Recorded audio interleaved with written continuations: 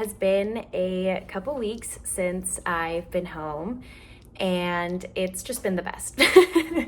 I am so happy to be here. I've just been like getting back into my Vancouver routine, albeit a new routine, because I'm living with my parents again, and I just feel like I am re-inspired and just feeling a whole lot of gratitude. And yeah, I've just had a really lovely, super calm 2 weeks. I've been cooking a lot again for my family, and that's been so nice because I feel like for the last little bit of living in my college town, I just like completely lost any and all passion and interest for cooking, which is a big hobby and love of mine. So yeah, just feeling uninspired. I feel like I just mentally like closed up shop, and yeah. Anyways, yeah, so it has just been really, really lovely to be back. And actually, I was watching Nina Montañez's latest video, and I have been watching her for years. I love her presence on YouTube. She always has some little nugget of wisdom in her videos, and yeah, just a lovely human. I mean, I've never met her in real life, but I can only assume. And yeah, there was a line in the video that I watched this morning with my morning tea, and she was speaking about how there are places that sort of like awaken your desires and visions for yourself, and that could not be more of an appropriate like sentiment to encapsulate what being back in this place has brought me, and just the ability to dream of my new life here. And I think too, just with like the ending of school and starting my like legal research job tomorrow actually, and soon I'll be like done law school. I just have one more year left, and then I'll start my practice. And yeah, just how much a place can just awaken those desires and visions and intentions for what you want for yourself and your life. So anyway, that was so a personal, like kind of intellectual or like philosophical about life, but anyways, take that and do with that what you will. But I just really love that aspect of well, obviously community in like a physical, like material way, but also online, just like these little bursts of like unexpected wisdom, or like these lines or phrases or sentiments that kind of just like drop on your lap at such appropriate time. You just have to be like receptive and open and connecting the dots in your head. But I just really enjoy that whenever that happens, whether that might be like you're doing like yoga, or you're speaking to a friend, or you're literally watching a YouTube video. It doesn't even matter like what form of like community or how you're getting these little bits of information that just like make everything click in your head, or just like make things a little bit less ambiguous, or add a little something to your life. It's just really lovely. Anyway, so that was me this morning. So thank you, Nina. She has no idea who I am, but doesn't matter. The impact is still felt. So yeah, that's where I guess my mind has been, just enjoying this place that I call home, enjoying my family, enjoying my friends here too, that just bring me so much joy.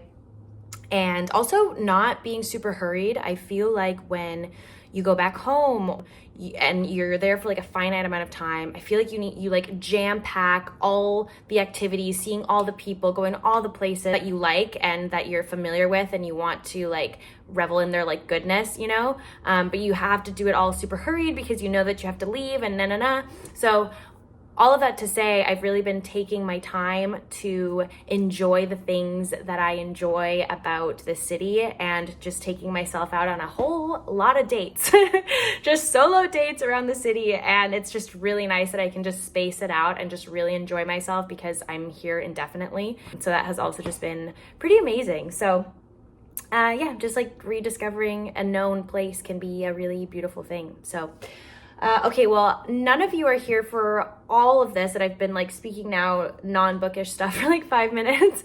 But what all you are here for is what I've been reading. So I guess we should probably talk about that. And I'm actually 60 pages away from finishing this super fun read. Iris Murdoch's The Sacred and Profane Love Machine. I've been reading this with my book club, which, funny enough, is the first time that we've all collectively read a book together. We literally call ourselves like, oh, a book club, but really we just come together and talk about our lives, and like 5 minutes about what we're all like respectively reading that has nothing to do with, or like we didn't intentionally pick a book and read it. But anyways, we all are reading this, and it's been such a romp, honestly. It's like you're traditional in like its form, and that it's like a linear story. There's a lot of characters. It's like a character analysis, if you will. It centers around a family, a like wealthy British family in the outskirts in like a small, cute town outside of London. The husband is a psychiatrist and he's married. They have a son. You're like quintessential white picket fence family. The woman is very docile and doesn't take up a whole lot of space and is very accommodating and has a gentle presence in her husband's life.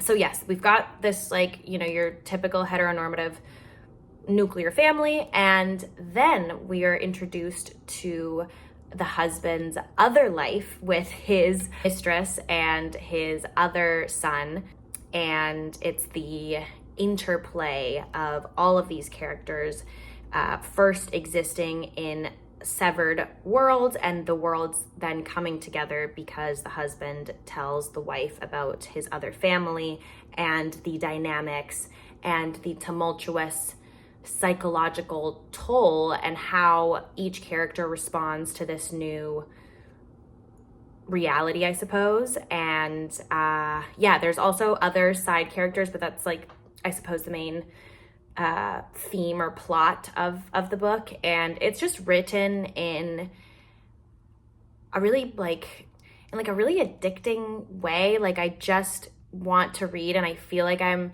experiencing a like English telenovela. It has that same like readability as the like Elena Ferrante quartet. It's that kind of similar. I mean, I shouldn't even compare it because it's not at all like the same like tone, or it's not written in the same way, but I suppose I'm making that connection because both stories involve like a whole host of characters. You're very immersed in it. It feels very real, and it's dealing with very raw human emotions and the ways that each character chooses to confront their new reality, and the way that those initial feelings and ways of showing up change and alter with time and with feelings developing differently. And I'm also just such a nosy little bitch that these stories I am just drawn to because it's just so interesting. Like, yes, tell me how the mistress is going to deal with this. Tell me how the wife is going to deal with it. What are the kids going to feel? Like, how is that going to come into play? Like, what's going to happen to the estate? Like, just all these questions, but it's done in a really like elevated and intellectual kind of way, a la Iris Murdoch, or at least I presume that's, yeah, just her way of writing. It's not like, you're not reading like smut necessarily, not like there's anything wrong with that either, don't get me wrong, but it's like your quintessential or like a familiar archetype done in an interesting, thought-provoking, smarty pants kind of way, if that makes sense. For example, Iris Murdoch has such an extensive vocabulary. I have to look up a word every page. Like, so like I said, it's your typical story. Like, we've all read a cheating bastard, you know, man who wants to like have his cake and eat it too. He's like trying to keep these two women happy and, you know, living his little hedonistic patriarchal kind of life. And yeah, but Iris Murdoch does it in a way that's unfamiliar while still being familiar, or like, sorry, not unfamiliar, but in a way that's like interesting and captivating and alluring and not boring, familiar, and predictable. I have no idea how it's going to end. Two other people in the book club have finished it and they're like, it was crazy. So I'm super stoked. I'm in page 295 and it's how many pages long? I think 360, yeah, 366. So I'm going to go to the beach and finish this up. It's a beautiful day. I've been going on a lot of beach walks lately. So yes, that is what I've been reading, how I've been feeling about it. And it's just been a really fun reintroduction into reading. Like, I think sometimes a solid, juicy story is what you need to get back into the swing of things. And I might actually look through my physical TBR and see if I can pick my next read. That way, if I want to stay a bit longer at the beach, I have my next reading material. But also I could get it, but I'm lazy. I have also been reading Adrienne Rich. I think I talked about that book of essays already, but I'm still making my way through that. I did pause because I was just getting a bit like not overwhelmed, but I just had a lot of information in my head while I was studying for finals. Obviously, I'm done school now. So anyways, I put that on pause, and then I got the Iris Murdoch book in the mail, and then I just couldn't wait, and I started that and then put Adrienne Rich on further pause, but I did read an essay this morning as well.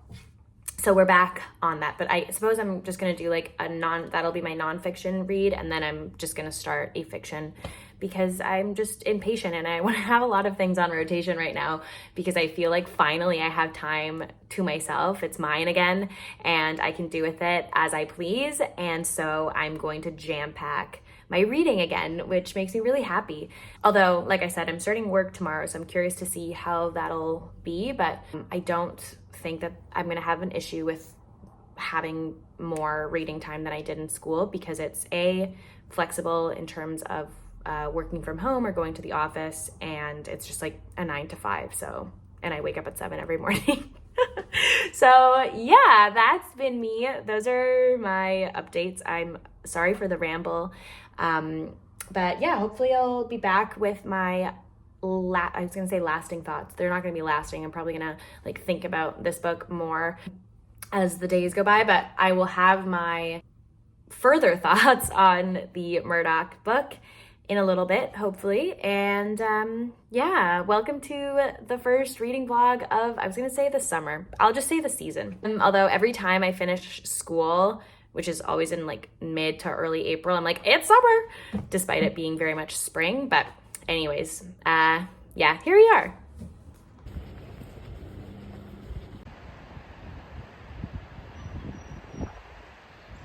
We've got a reading update for you. Also, if you hear children in the background, those are children in the background playing.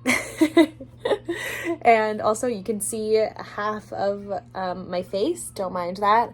I am back at my parents'. I think I've already mentioned that. But anyways, yes, that is why there's a picture of mini me. Well, the like bottom half of my face. Anyway, yeah, I finished, since we last spoke, I had my first day on the job, which was great. Anyways, I also did finish The Sacred and Profane Love Machine by Iris Murdoch. And oh my God, those last like 40 pages were very eventful. I thought I knew where things were going to go, but I was disappointed. Disappointed in the sense that one of the characters gets attacked by a pack of dogs, and I was thinking to myself, that would be such an epic way to kill off this character, but that's not at all what ends up happening. He miraculously survives the dog attack, and actually we don't get justice for this other character that I was really rooting for, and that really pissed me off. But no, it was really well done. I think I'm not like unique in saying this, but Iris Murdoch conveys the tumultuousness in the human emotions really well, and like these roller coasters and also like cyclical patterns of thought that we as humans all experience from one time or another, or the way that we like rationalize or like convince ourselves to think a certain way, or to like self-soothe when we know that we did something like immoral or unethical. Anyways, she does that really, really well, despite all the characters being annoying and really unlikable. That's also just part of life. So I think she's hyper real in her depiction of yeah, like humanity and also just relationships too, like the nuances and just like the roller coaster that can be existing with like another human, or like having feelings of love or care for somebody else, and what happens when things aren't so black and white and they're not so known, and emotions or people are mercurial, and what happens in those situations. So anyways, it was really entertaining. I don't think I'm gonna read another Murdoch for a minute, just because that was like kind of a lot. And it was like more like plotty and more like quintessential, like typical story sort of form than I'm used to. Like I think maybe I've just been like in the world of like Sheila Heti for like too long, and that's now like the kooky stuff that I'm like really into. So I finished that and I enjoyed it. I again was displeased with the ending because I really wanted justice for, I'm not going to say who because I don't want to spoil it. And I also was left wondering, or left feeling, just curious about what the story would have been like had it been told from the perspective of the two children. I found David and Luca the most intriguing of all the characters, and those are the bastard son, I guess, and then the legitimate son. And yeah, we hear from them, or we hear David's voice directly, and we know of Luca tangentially through the other characters. But yeah, I would have just really been so curious to hear more of their voices and how they would have interpreted the events that were unfolding before them. So yeah, I was left wondering, like, what would the story have been like had it been from their POV? But anyways, that was obviously like not the point of the book. So yeah, that was that. And then so I finished that, and I was left wanting something a bit more like experimental and like weird. And I had met, before I finished that book, like the day before, I'd gone over to my friend Eva's house, who I've mentioned on this channel before, and at this point, like, she's so elusive, but she very much exists, and I want to film a video with her because she has impeccable reading taste. And anyway, I went over to her house, and I left with No One Belongs Here More Than You, stories by stories by Miranda July. It's not even a hard name to pronounce. Jesus, get it together, girl. Anyway, and this is so kooky and wacky, and I am loving it. I'm only, I want to say, like 4 stories in or something. It's like you let out all of your like intrusive thoughts and wrote it down, or it's as if you're transcribing. You know when you're like lying down, and I mean, maybe not everybody does. Probably most people do this, but you're lying down, and I sometimes actively like don't think about anything. Like I don't do the whole like, oh, let me, think back on my day, or think about like the highlights of my day, whatever. I just sit there and I let my brain go wherever it wants to go. And sometimes my brain ends up like coming up with these really weird and perverse scenarios, like before I'm going to sleep, and I'm like, God, that was fucking weird. Like, what was that about? But I kind of like giving my brain that creative freedom to do that and to create these like really bizarre scenarios right before I go to sleep. Anyways, so these stories remind me of those scenarios that arise upon horizontality. So yeah, just like very weird, and also like entertaining, and also very human. So yeah, I'm really enjoying this. And coincidentally, I got in the mail All Fours by Miranda July. This is her most recent release, and I am so over the moon about this. So thank you so much, Penguin Random House Canada, because I'm really, really looking forward to this. I'd never been exposed to Miranda July's work before, or I haven't watched her movies either, but yeah, Eva really liked that book, and it was just kind of perfect timing to start that and then receive All Fours in the mail. So that's what I've been kind of entertained by, really enjoying myself. And I also, before I started that, I went to the beach, and I took with me Dogs of Summer and Death by Landscape, both of which I'm still thinking actively about, and I really want to get to. So I think I'm going to also add Death by Landscape into the mix along with my Miranda July and see how I get on with that, despite the fact that I also have the Adrienne Rich book of essays. But I'm just trying to pile on as much as possible and satiate all of my reading desires all at once, because I feel like summer's over and I have to go back to school and not have all this time to read. So I feel like weird, like, anxiety that I won't get through everything that I want to get through. But I mean, I have to relax because it's it's May. I have many months left in me before I have to get back to school. So anyway, that is what I've been reading, what I finished, what I'm starting, and what the summer's looking like for me. In a couple days, or no, not in a couple days. Today's Saturday, and on Thursday, I am off to New York to go to my bestie's graduation, law school graduation, and I'm so excited about that. But I think tying that into my bookish life, I think I'm gonna end up bringing Dogs of Summer and Death by Landscape on the trip with me, although this could all change because, as we know, I'm such a moody reader that maybe when the time comes to pick my reading material, I might change my mind. But those have been kind of on my mind as of the past couple days. So yeah, that's what I'm starting my vacation reading. I've been really enjoying myself. Again, just kind of starting up my work routine, and yeah, I'm still making lots of reading time because I'm just like a 9 to 5 girly. So I still wake up at 7, so I read before work, and then after work I just walk on home, make dinner, and do a little bit of reading before going to bed, and hang out with my roommates, aka my parents. And yeah, it's been really nice. So that's all I have to report. I think I'm gonna just end the vlog here.